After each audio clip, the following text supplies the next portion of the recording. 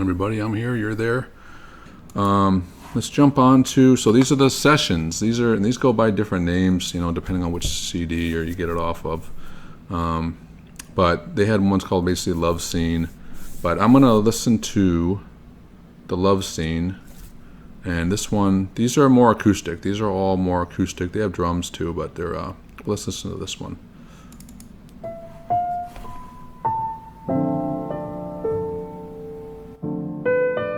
Oh, okay, it's a nice piano, Richard Wright. I have not heard this one.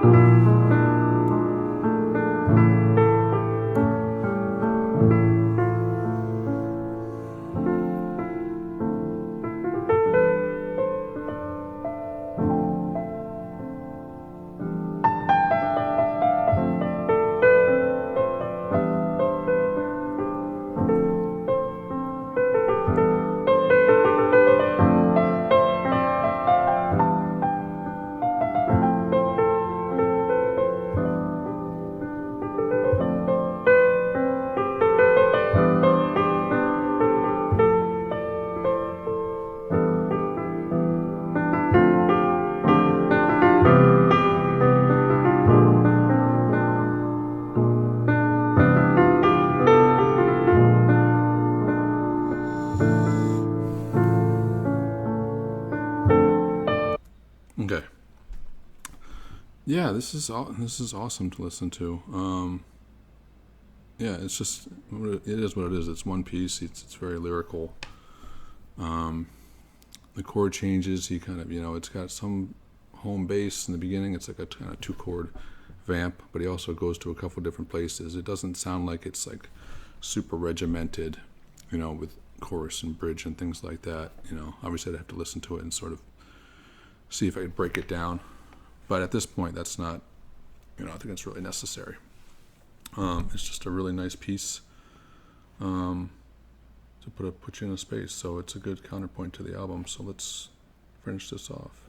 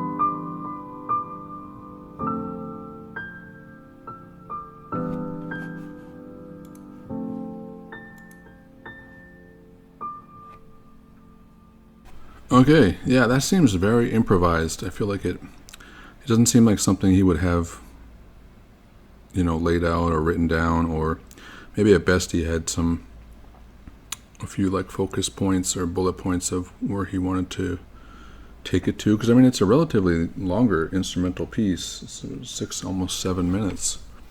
So it feels like, yeah, that was it, a lot improvised. Because it sounds like, somebody who's, obviously well versed in their instrument. They're just sort of noodling around, and they sort of find a home base, and then that they can come back to, and then find a couple other places that they can go to, and then just sort of let things fall in as they go. But yeah, really cool. Obviously not something like Pink Floyd typical fans are used to by any means. There hasn't been a lot of I don't think there was any instrumental Richard Wright pieces, laid into any of their stuff. So yeah, in that case, it's something pretty rare. Okay, here we go. Let's go to the next song. So that was Love Scene, various interlude. So it's cool. We're gonna go back and listen to something that's a little bit more relatable to Pink Floyd stuff. So this is called Rain in the Country, and here we go.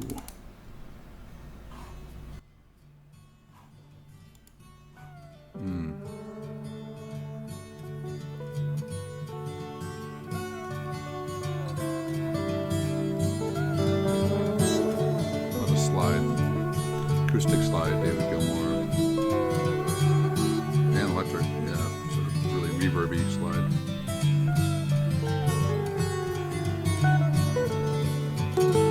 And lines, at least 4 guitars, probably 3 or 4.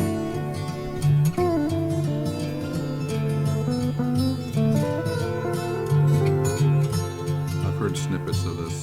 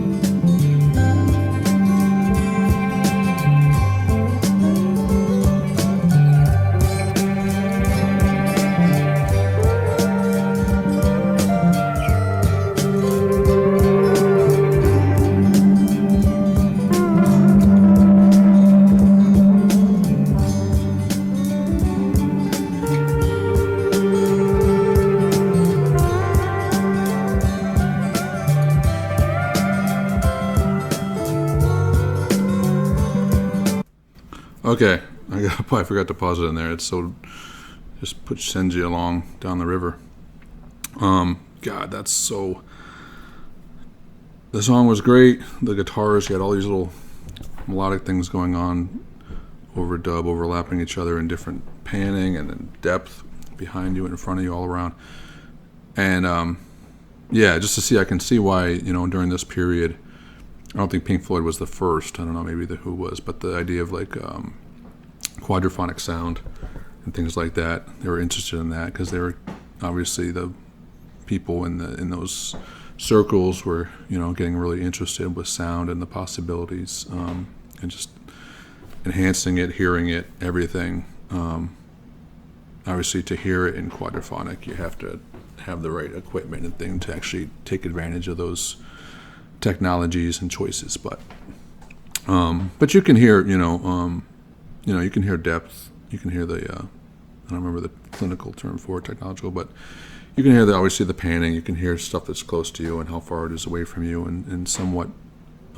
So, yeah. But when the drum and bass came in, what an awesome choice! You know, just out of the blue, you're just like, oh, I didn't know I needed that, but that's. But I love this song so far. This could be anywhere on their earlier albums, metal probably specifically. And there's stuff on metal which I can kind of give or take.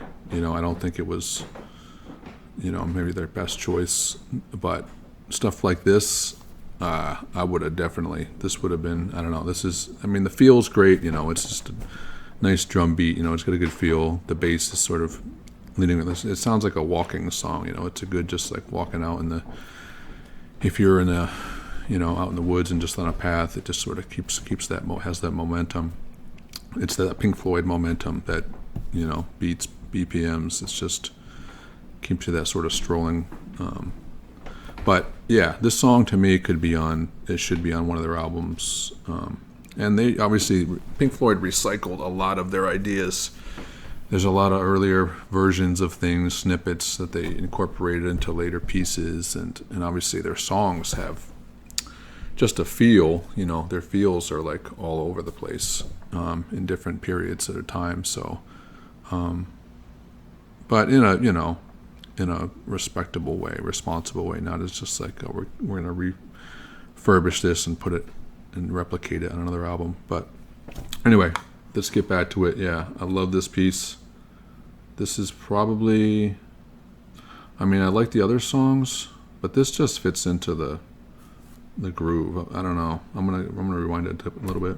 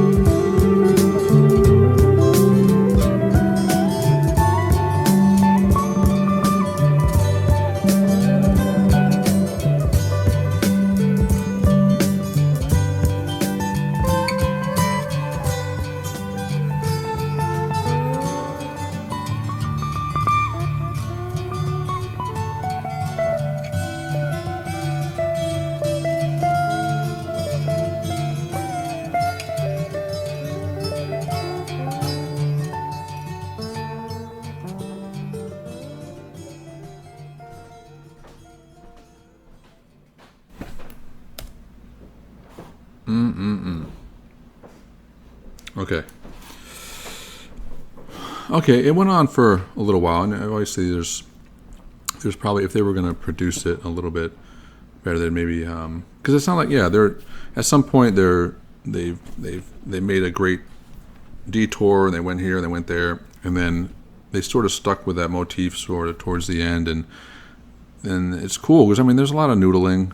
David Gilmour is just kind of noodling. I don't think he had any, it wasn't as fine tuned as some of the other material, but with everything going on, there's nothing I wasn't taken out of it. It wasn't anything you needed, even the noodling. This is a song that it's dangerous to listen to if you're on a road trip or you're driving somewhere, because I feel like 5 minutes would pass and you wouldn't see anything going on around you. All of a sudden you'd find yourself 5 miles down the road, and you've gotten off an exit and you went down a dead-end road and you ended up in a cul-de-sac, and you're just like, okay, song's over, and you wake up and you're like, where am I?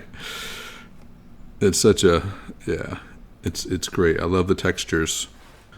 The acoustics were so clean and natural. Everything's so crisp. Yeah, that's what I love. I love some of the most about, listen to this stuff, period, is what, definitely a part of my sensibility for playing an instrument. And especially acoustic guitars, it's very hard to get them to sound like you want them to sound when you're recording. And obviously, listen to, there's all kinds of acoustic guitar sound you hear recording, like, oh, this one sounds thin, this one sounds so bassy, and but this is my favorite. This is my favorite acoustic sound, just because it sounds like there's nothing really added in. It sounds like it sounds when you're just playing it. You're on the couch, you're outside, in the backyard, just playing it. It sounds like that. But it sounds like, and you get to listen to it. Other times you're playing guitar, you never really get to hear it.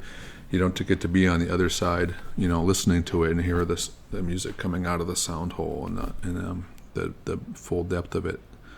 Sometimes it sounds a little muted, or you're missing some of the frequencies when you're listening to it. Anyway, I love that sound. I love his tone. Whatever they did to record it sounds great. I don't know what kind of guitar he played.